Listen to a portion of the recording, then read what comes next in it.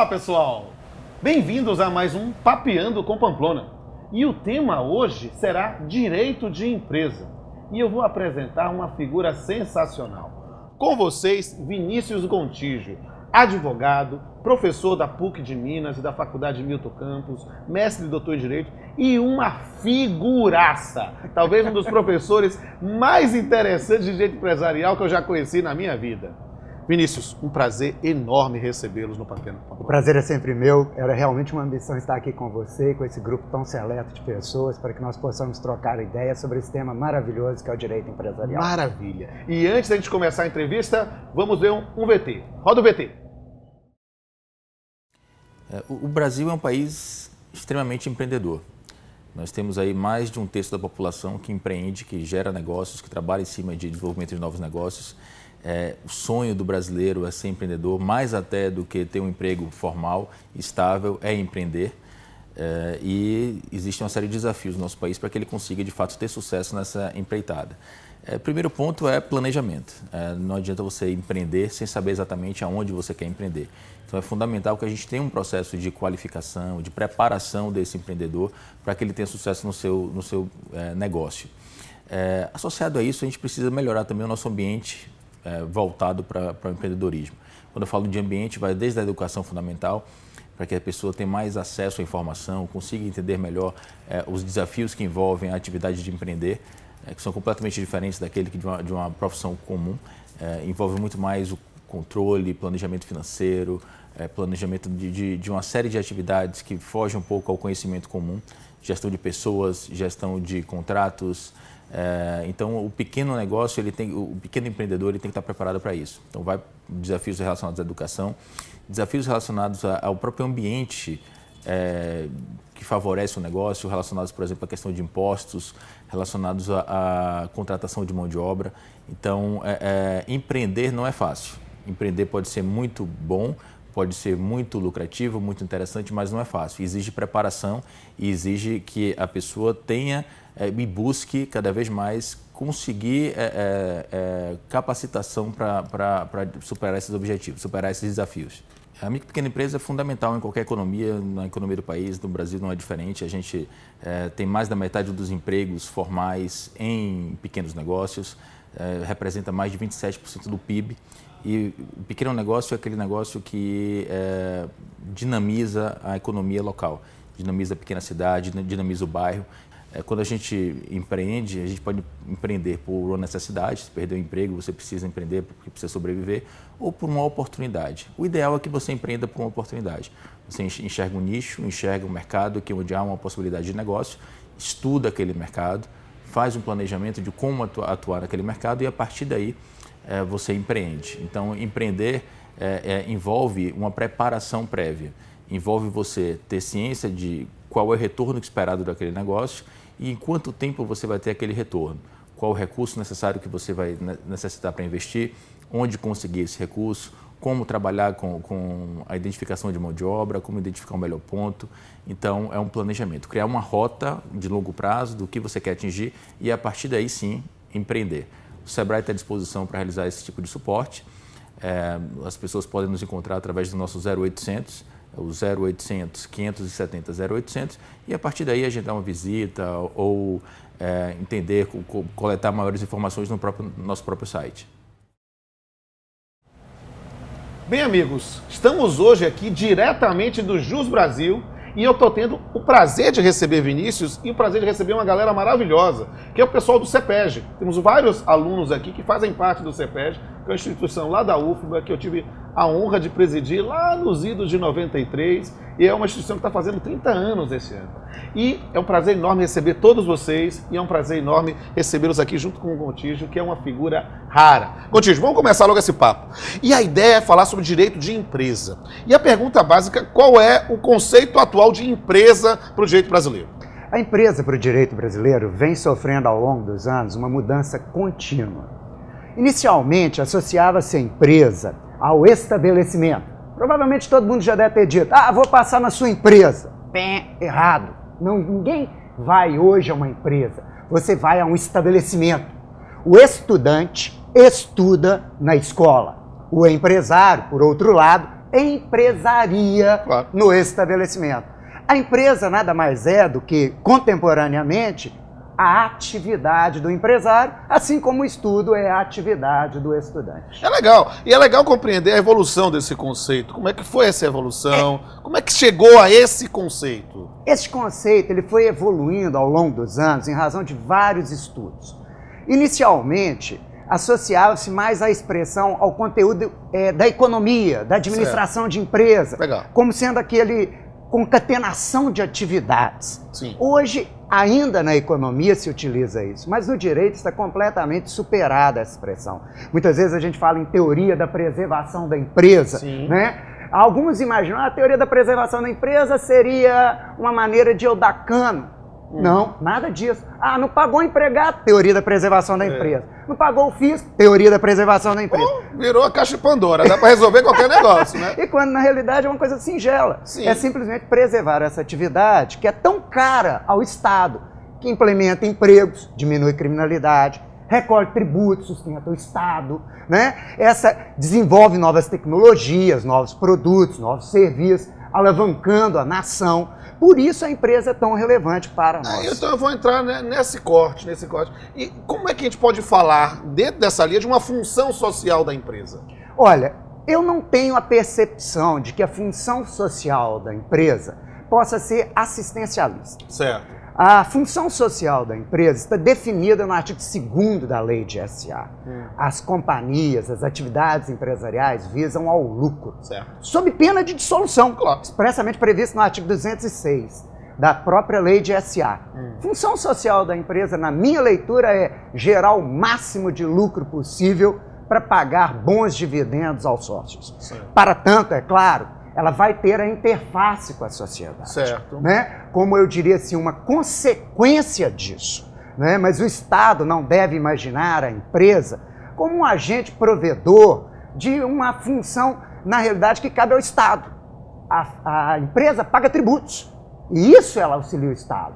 Não cabe a ela fazer creche, não cabe a ela calçar rua, não cabe a ela gerar funções que cabem ao Estado. Mas nessa linha, eu queria perguntar por quê? Porque a gente trabalha com a expressão de uma função social, talvez num aspecto estático da função da propriedade, dinâmico da função do contrato, e aí eu quero ligar isso com a ideia do Código Civil. Você acha que houve efetivamente uma unificação das obrigações civis e comerciais, civis e empresariais? E há necessidade de ter um código comercial ou empresarial autônomo? Veja bem, essa é uma questão muito relevante. Eu não sei se todos estão sabendo, mas a primeira pessoa a propor a unificação do direito privado foi o genial baiano Teixeira de Freitas. Né? Teixeira de Freitas propôs essa unificação. Só que, como ele escreveu nessa língua que nós falamos, português, pouca gente leu e muita gente até hoje não sabe disso.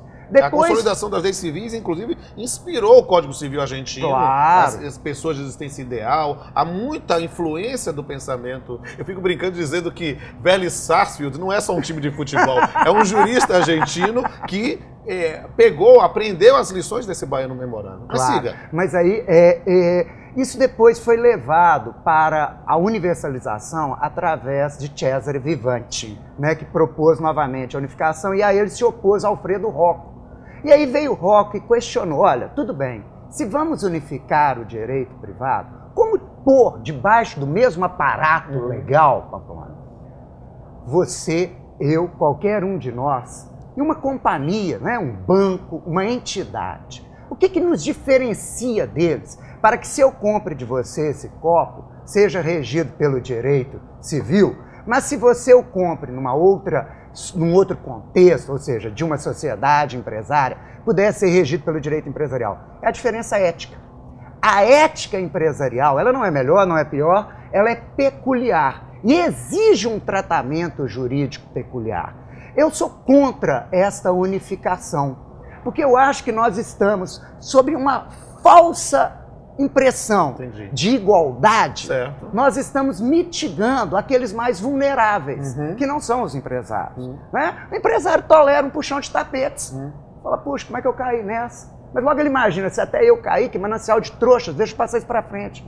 O civil não. O civil se contrai, ele muitas vezes num desespero, né, compra um carro que não funciona muito bem, ateia fogo no carro para protestar, perde o direito. Então não dá para a gente colocar o civil e o empresário debaixo do mesmo aparato legal. E é preciso, então, um código empresarial novo? Não acredito. Certo. Ainda mais no modelo que está sendo feito, que data vênia é uma lástima.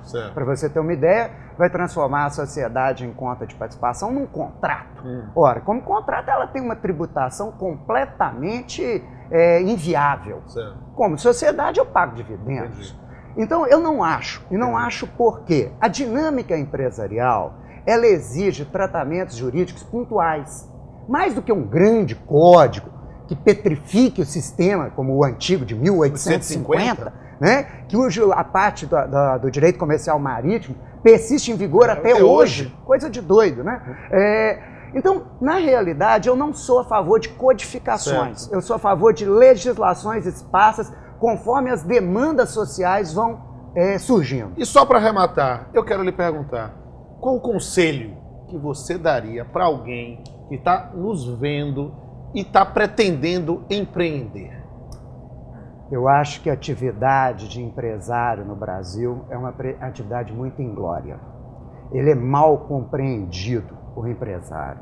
Sem ele, nós não chegamos a lugar algum. Eu acho que o empresário ele tem que saber que encontrará um ambiente adverso, né, o que a gente chama de custo Brasil, né? Quanto custa um CDC para o empresário, quanto custa um sistema tributário arcaico e altamente concentrador, quanto custa a legislação trabalhista para ele. Eu honestamente acho que a pessoa que quer empreender no Brasil hoje, ela deve sentar e fazer contas. E não, eu sempre quis ter uma pousada. Meu sonho é ter uma pousada. Eu não vivo sem uma pousada. Aí eu requeiro minha aposentadoria, entro num plano de aposentadoria, junto o dinheiro. E depois ele acha que ser pousada é ele ser hóspede. E ele vai esquecer que ele vai ter que saber que o chuveiro queima de madrugada, que vão ligar para lá, que vão ligar para ele, que alguém jogou papel higiênico e estourou o vaso. Quer dizer, ele tem que pensar no lado ruim. Claro. Se ele gostar do lado ruim, aí ele tem chance. Certo. E nós sabemos que é uma tragédia o índice de mortandade de crianças no Brasil. Mas se nós compararmos com o índice de mortandade empresarial, e que sem as atividades empresariais, esses índices todos que nós queremos de segurança, de estabilidade, de riqueza, jamais serão alcançados. Empreender é uma atividade de risco. E fazer um Papeando com Pamplona sobre direito empresarial, pela primeira vez, faz com que tenha uma plateia ávida. E aí eu vou levar para o pessoal para ver se vocês querem perguntar. Um momentinho. Alguém quer perguntar? Professor, meu nome é Israel. O que o senhor acha da desconsideração da personalidade jurídica? Israel, essa teoria vem sendo aplicada de maneira errônea no Brasil e mesmo abusiva. Eu penso que ela nem precisaria constar da lei, ela já é alcançada pela própria teoria geral do direito civil, quando prescreve validade e eficácia de negócios jurídicos. Penso que ela vem sendo aplicada abusivamente, inclusive com violação ao caput do artigo 170 da Constituição da República. Lembre-se que não há palavras inúteis na lei, principalmente na lei maior. E o artigo 1º, inciso 3 da Constituição, assegura a dignidade da pessoa humana. O 170 assegura a dignidade de todos os outros que não a humana, que já está abrangida pelo inciso 3 do artigo 1º. Portanto, nós temos um princípio da dignidade da pessoa jurídica. E, ao se desconsiderar a personalidade jurídica, visa-se não a pagar credor, mas a proteger a pessoa jurídica contra seu mau uso. É um tema fascinante e é preciso compreender que talvez, dentro dessa linha, o fato de termos positivado possa, pelo menos, compreender que a personalidade jurídica é uma proteção e não um dogma. Olá, mestre Vinícius. Eu me chamo Rafael e eu quero perguntar: qual o papel do Estado na criação das empresas e no fomento das atividades empresariais? Rafael, eu penso que o Estado deve ter uma atuação mínima. A realidade é que ele deve se ater a assegurar condições. E hoje no Brasil, lamentavelmente, o Estado é o grande agente dificultador do empreendedorismo. Fala, professor, me chamo Paulo e gostaria de saber se o capital social, declarado no contrato social da sociedade, não deveria ser efetivamente controlado e fiscalizado? Paulo, o capital social é apenas o valor que os sócios aplicam na sociedade. A gente conceitua como sendo capital social, o somatório das parcelas afetadas no patrimônio dos sócios, vertidas à sociedade, a fim de ser garantia dos credores e numerário necessário ao desenvolvimento da atividade. Portanto, o capital, existe um princípio chamado da efetividade, que tutela isso. Só que, na realidade, o direito brasileiro, quanto às sociedades que não a anônima, vê facilmente fraudável. Eu não acho que o capital social tenha relevância. Eu acho que o que tem relevância é o patrimônio social. E isso é muito importante, Paulo, porque tem sido uma porta aberta para a fraude. Olá, meu nome é Felipe. Professor, o que o senhor acha do tratamento diferenciado das micro e pequenas empresas? Você acha que ele é eficiente? E no que ele pode ser melhorado no âmbito do direito empresarial?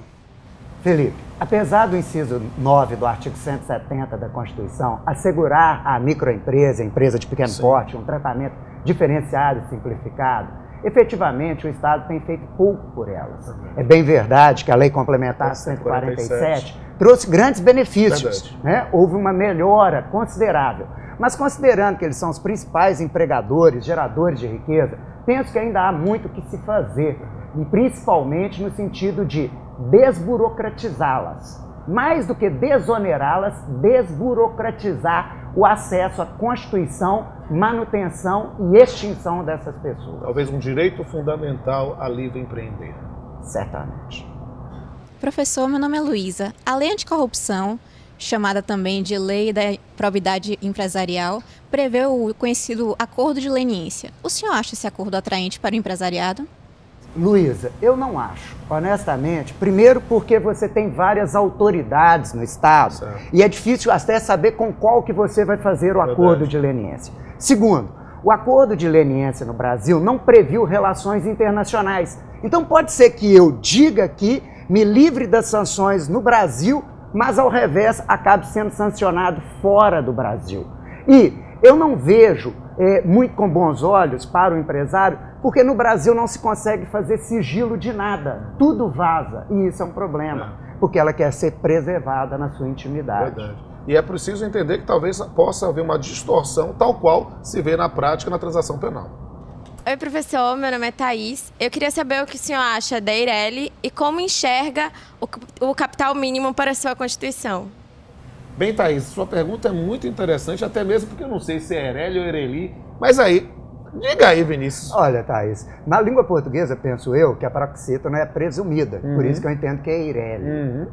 Os 100 salários mínimos é uma lástima da maneira como foi feita, porque, na realidade, a Eireli, ela se aproxima de uma fundação, ou seja, uma dotação patrimonial com fins econômicos. Daí a exigência mínima de 100. A ADI que impugna isso não vai ter chance, é vinculação ao salário mínimo. Aí cai lei de juizado especial, cai falência. Então é uma lástima, porque houve o veto da proibição da desconsideração da personalidade jurídica. Se tudo tivesse sido mantido sem veto, faria sentido. Beleza. Como foi, não. E agora vamos para a última pergunta. Pode falar aí. Olá, professor. Eu me chamo Felipe. Eu queria saber a sua visão sobre a eficácia da lei de recuperação de empresas. Felipe, eu acho que ela tem uma eficácia limitada. Ainda há muito o que aprimorar, principalmente por causa das dificuldades tributárias impostas pela Lei 11.101 de 2005. Vamos lutar para melhorá-la. Bem, e vamos lutar. E vamos lutar nessa compreensão, Vinícius, para dizer a você que é um prazer enorme recebê-lo aqui. É uma grande honra, para mim, um prazer inenarrável. É um prazer que eu estou multiplicando, porque eu estou recebendo o pessoal do CEPEG, que é um pessoal maravilhoso, e estou tendo o prazer de gravar no Jus Brasil, que tem sido também um parceiro. E quero dizer para todo mundo que está nos vendo, que se gostou desse programa ou gostou dos outros, compartilhe, bota lá a hashtag Papeando com Pamplona, Papeando com Pamplona. Coloque lá e a gente vai se encontrar em todas as redes sociais. E Vinícius, que prazer receber. Prazer é só meu, muito obrigado. Prazer todo nosso, porque eu estou aprendendo contigo, as pessoas estão aprendendo contigo e todos nós somos aprendizes da vida. Obrigado. Não faz sentido ter medo de tentar, muito menos receio de arriscar. Quando a cara a tapa dá, é apenas uma chance a enfrentar. O que para muitos é crise, para mim é oportunidade. O que para muitos é grandeza, para mim é necessidade. O que para muitos é erro, para mim é aprendizado. O que para muitos é sonho, para mim é projeto realizado. Eu quero mais, eu quero aprender, eu quero conhecer tudo que a vida me permitir. Por isso, jamais abrirei mão de ser aquele que nunca diz não para tudo que importar em nova lida e em ser eternamente aprendiz da vida. Até a próxima.